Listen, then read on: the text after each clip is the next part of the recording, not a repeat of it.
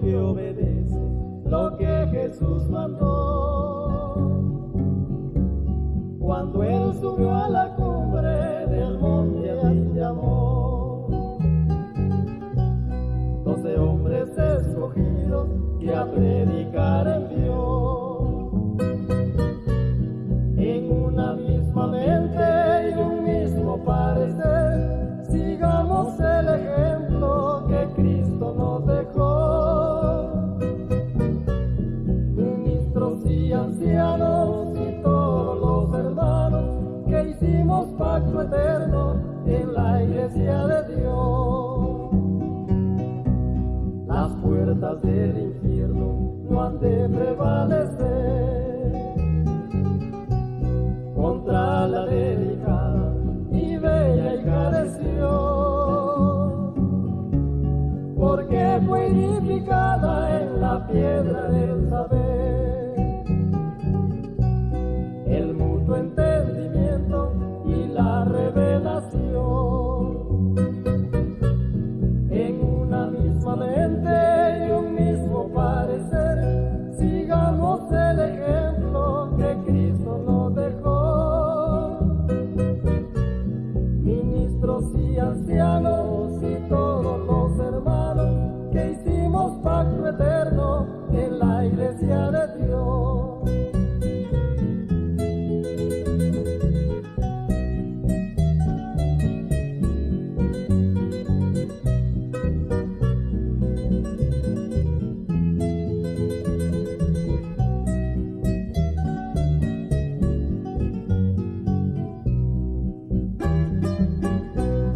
Llevando el evangelio fueron por la ciudad, por montes y collados con esta comisión: echar fuera demonios, sanar la enfermedad. Volvieron muy felices, cumplieron la misión. En una misma mente y un mismo parecer, sigamos el ejemplo que Cristo nos dejó. Ministros y ancianos y todos los hermanos que hicimos pacto eterno en la iglesia de Dios. El mito del 13 de junio de 1903. El 13 de junio, muchos que siguen las tradiciones y el patrimonio de las iglesias de Dios consideran este día como muy importante porque se dice que el 13 de junio de 1903, la Iglesia de Dios de la Biblia surgió de la oscuridad, según Isaías capítulo 60, versículo 1 al versículo 8. Pero, como veremos, según nuestra historia y lo que está escrito en los libros históricos de la Iglesia, esto no fue así, ya que veremos que la Iglesia ya estaba en funcionamiento antes del 13 de junio de 1903, y fue a esta iglesia ya operativa a la que A.J. Tomlinson se unió como miembro. Si no hubiera existido una iglesia ya establecida y funcionando, entonces A.J. Tomlinson nunca habría dado el paso de convertirse en miembro de ella. Sin embargo, hoy en día, muchos en posiciones de liderazgo continúan engañando a las personas, haciéndoles creer que la Iglesia de Dios surgió el 13 de junio de 1903, cuando veremos claramente que no fue así. A.J. Tomlinson fue en muchos sentidos un gran líder, y de hecho, oró esa mañana en la montaña llamada Burger, y recibió la confirmación en su espíritu de que había encontrado la Iglesia de la Biblia. Pero la pura verdad del asunto, de acuerdo con los hechos y registros históricos, incluido el registro del propio testimonio del hermano Tomlinson, un registro que nunca se puede borrar, es que el 13 de junio de 1903 se unió a una iglesia que ya existía, la misma que admitió que fue la Iglesia de la Biblia que Spurling, con la ayuda de su padre, había puesto en orden el 19 de agosto de 1886. Ahora Tomlinson admite claramente que esta iglesia se había organizado en 1886, era de hecho la iglesia infantil de Dios, Esto se encuentra en el libro escrito en inglés El último gran conflicto, página 208. Esto concuerda con el testimonio que da el hermano Spurling en su cuenta histórica de la Iglesia en su libro El eslabón perdido, la mayor parte del cual fue escrito a fines de la década de 1890 y publicado en 1920. El registro en este importante libro es perfectamente consistente con el relato histórico temprano del hermano Tomlinson. No fue sino hasta que la Iglesia se dividió en 1923 que el hermano Tomlinson y sus seguidores comenzaron a revisar la historia del origen y el desarrollo inicial de la Iglesia. Esto se articuló especialmente a partir de la década de 1930, bajo la influencia del hijo del hermano Tomlinson, llamado Homero, con la ayuda del yerno del hermano Tomlinson, A.D. Evans, y Grady R. Kent, el cual fue el primer líder de la Asociación de la Marca de la Iglesia de la Profecía, conocida mejor como el AMIP. Estos hombres guiados por Homero comenzaron a revisar y mitificar radicalmente el origen de la Iglesia. Lo que el mismo hermano Tomlinson había escrito en su libro, El último gran conflicto, particularmente el capítulo 20. Breve historia de la Iglesia de Dios, que ahora es reconocida como la Iglesia de Dios. Página 205-220, publicado en 1913, acerca de su experiencia personal el 13 de junio de 1903, fue radicalmente reinterpretado y distorsionado por Homero, Evans, Kent y otros. Homero, el delirante y autoproclamado rey del mundo, tergiversó los hechos históricos que muestran clara e indiscutiblemente que la restauración de la Iglesia fue diseñada principalmente por el hermano Spurling con la ayuda de su padre. Con golpes de locura, Homero y aquellos bajo su influencia aplicaron mal las escrituras proféticas para exaltar a su padre y exagerar su papel en el origen y desarrollo temprano de la Iglesia. En consecuencia, el trabajo fundamental del hermano Spurling entre 1884 y 1903 fue menospreciado y descartado, y hermano Tomlinson y su ministerio se convirtieron casi por completo en el punto focal de la restauración y el desarrollo temprano de la Iglesia. Esta fue una gran injusticia contra la obra y el ministerio del hermano Spurling y, simplemente, fue una contradicción contra la pura verdad. Porque el hermano Spurling no solo había convencido al hermano Tomlinson de la naturaleza visible y corporativa de la Iglesia frente a la idea de una Iglesia invisible o espiritual, en su reunión del 13 de junio de 1903, una idea errónea que el hermano Tomlinson había abrazado hasta ese momento, sino que también le mostró cómo la Iglesia está formada por un pacto y por lo tanto se distingue del reino de Dios. Además, como pastor de la Iglesia, el hermano Spurling recibió al hermano Tomlinson en la Iglesia y en esa misma reunión lo ordenó al ministerio. En todos esos primeros años, nunca hubo dudas en la mente de nadie sobre quién había puesto en orden a la Iglesia y la había guiado en su desarrollo temprano, a saber, R.G. Spurling. Para solidificar aún más el registro, no hay ninguna pista en ningún lugar de los registros de que Spurling, W.F. Bryant y todos los demás, a quienes Spurling les había administrado el pacto sagrado de membresía de la Iglesia entre 1886 y 1906, alguna vez pensaron que tenían que renovar su pacto o hacer tal ajuste en su estado y relación con la Iglesia, ya sea el 13 de junio de 1903 o en cualquier momento posterior. Hasta ese momento todos entendían que la Iglesia fue restaurada en 1886 con el hermano Spurling, asistido por su padre, y todos los miembros que habían tomado el pacto de la Iglesia se reconocieron mutuamente como parte de ella. Nuevamente, en pocas palabras, el mito del 13 de junio de 1903 fue una interpolación radical en el expediente de hechos y contrario a la verdad. Lo que ocurrió a partir de fines de la década de 1930 fue, por lo tanto, nada menos que una revisión completa del origen de la restauración de la Iglesia y su desarrollo inicial bajo la guía y supervisión del hermano Spurling.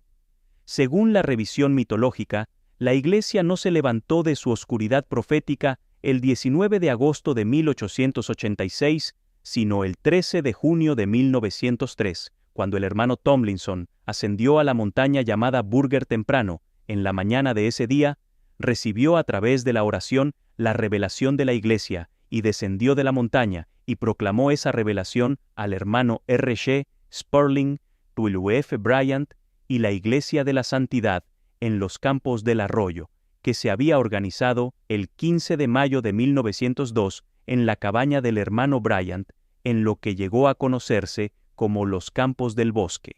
Ahora bien, esta iglesia, según el propio registro del hermano Tomlinson, fue la continuación de la misma organización que fue comenzada 16 años antes, es decir, el 19 de agosto de 1886. Además, señala que esta iglesia se llamaba la Iglesia de la Santidad en los Campos del Arroyo, solo porque se estableció en una localidad diferente. En otras palabras, fue la continuación de la Iglesia Infantil de Dios que el hermano Spurling había establecido en 1886.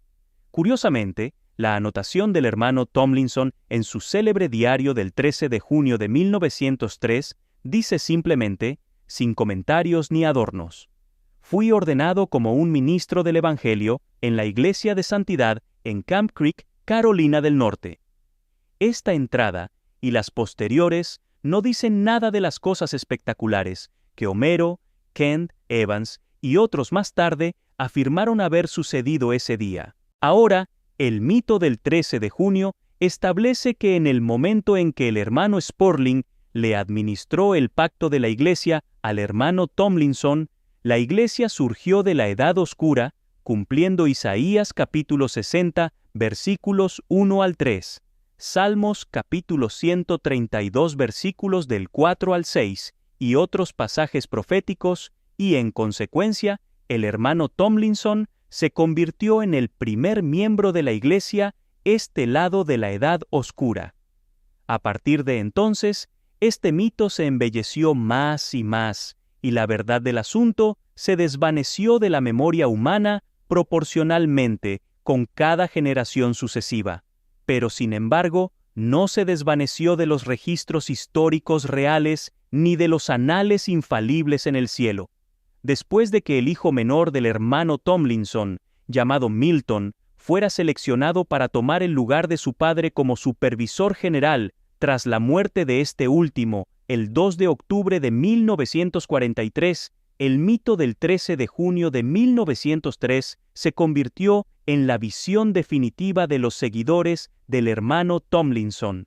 Por lo tanto, cuando el hijo de Spurling, llamado Pinckney, un obispo de la iglesia y un testigo presencial de que la iglesia fue restaurada por su padre y su abuelo en 1886, discrepó con la interpretación nueva y revisada del origen y desarrollo histórico de la iglesia, su licencia fue revocada.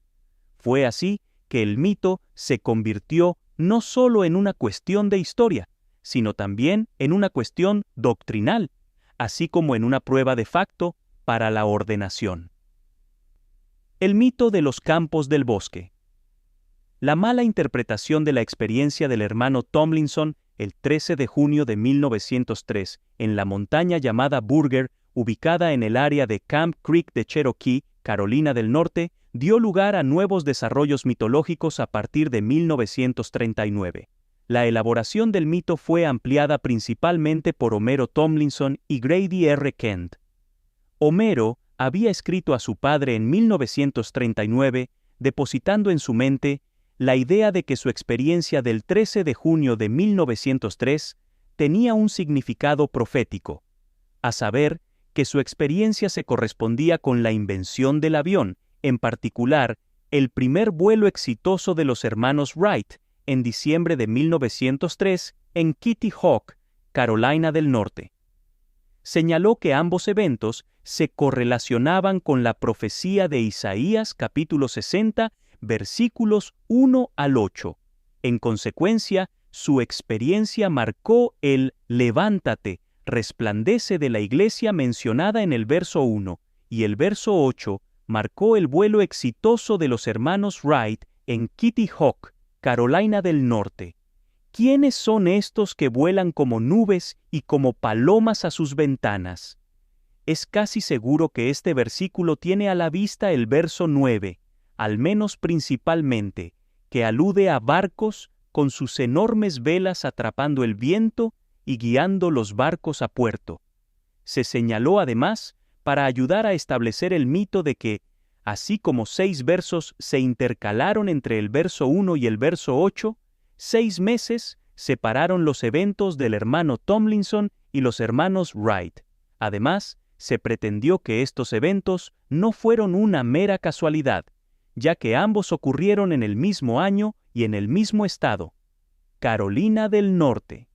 Casi al mismo tiempo, en 1940, Grady R. Kent, el pastor de la iglesia de Cleveland y una estrella en ascenso en el liderazgo general, predicó un mensaje el domingo por la mañana después de la asamblea anual de ese año sobre el Salmo capítulo 132 versos 1 al 6, citando particularmente el término campos del bosque en el verso 6 como el lugar donde Israel había encontrado el arca del pacto bajo el liderazgo del rey David. En su mensaje, identificó la experiencia del hermano Tomlinson en la montaña llamada Burger como el cumplimiento profético de este pasaje, a saber que, así como el arca del pacto, un tipo de la iglesia se había perdido y encontrado, así la iglesia se había perdido durante la Edad Oscura años y había sido descubierto nuevamente por el hermano Tomlinson a través de su revelación en la montaña llamada Burger, el 13 de junio de 1903. Según los informes, el hermano Tomlinson llamó al hermano Kent a su oficina y lo felicitó por un mensaje tan profundamente perspicaz e inspirador.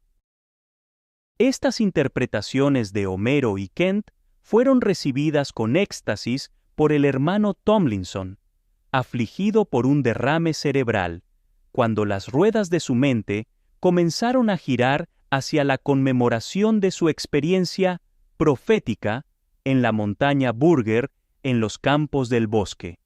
Homero, Kent y el yerno del hermano Tomlinson, A.D. Evans, y otros que vinieron más tarde, siempre estuvieron allí, ya sea en persona o por correspondencia, para resolver los detalles y diseñar la tarea monumental. La visión mitológica inflamó rápidamente la imaginación de los ministros y miembros de la iglesia, y el dinero empezó a llegar a raudales para escribir la visión, y el hormigón empezó a fluir como lava del monte Vesubio. Eventualmente, el monumento a la experiencia profética del hermano Tomlinson incluyó no solo la montaña llamada Burger, sino también las 2 montañas adyacentes y más de 216 acres de marcas conmemorativos a un costo de más de $22 millones, aproximadamente 200 millones en la moneda actual. Suma y evaluación. Recuperando la visión y el poder originales de la Iglesia.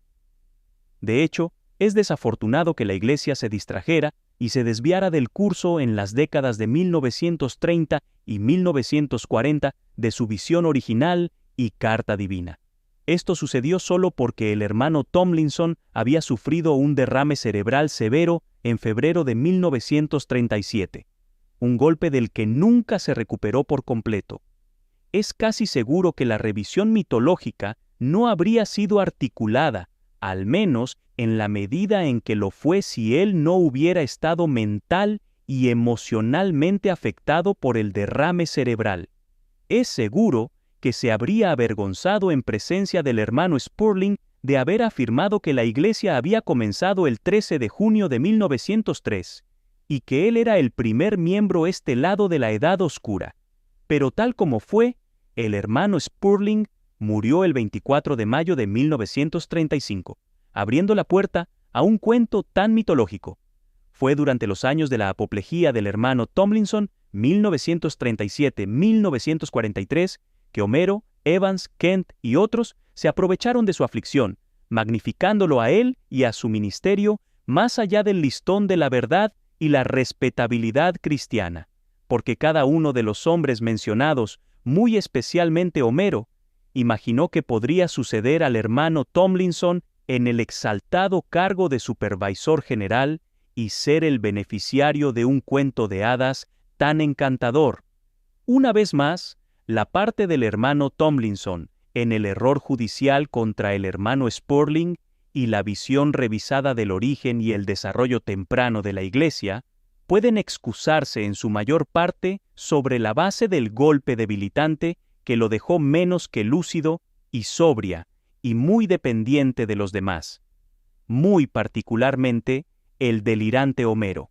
Una vez más, esto es lamentable, porque de lo contrario, nuestros ilustres antepasados y antepasadas habían quitado la cubierta de oscuridad que había barrido a la Iglesia primitiva y la había sumido en la Edad Oscura, y estaban presionando celosamente para evangelizar las naciones con la gloria y el poder de la santidad del Evangelio pentecostal y la visión profética de una Iglesia para todo el pueblo de Dios.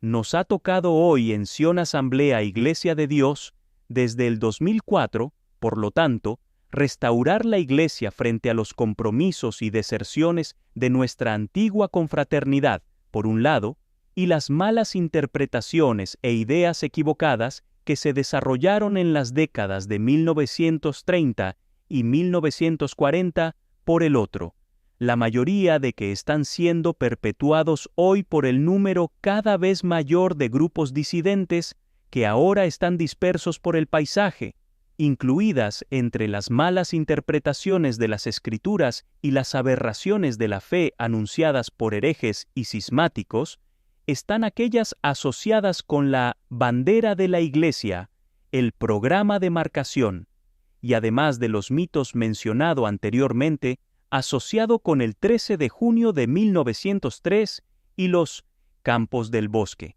Que el Señor nos ayude a restaurar el mensaje original y la visión profética de la Iglesia, con toda su gloria y poder y dones espirituales, y cumplir la gran comisión que nos asignó nuestro Señor, a pesar de los errores y las ideas equivocadas de las décadas de 1930 y 1940, nuestros benditos antepasados nos dejaron una rica heredad. Que el Señor nos ayude a ser nada más y nada menos que la ciudad, la Iglesia del Dios viviente, columna y baluarte de la verdad.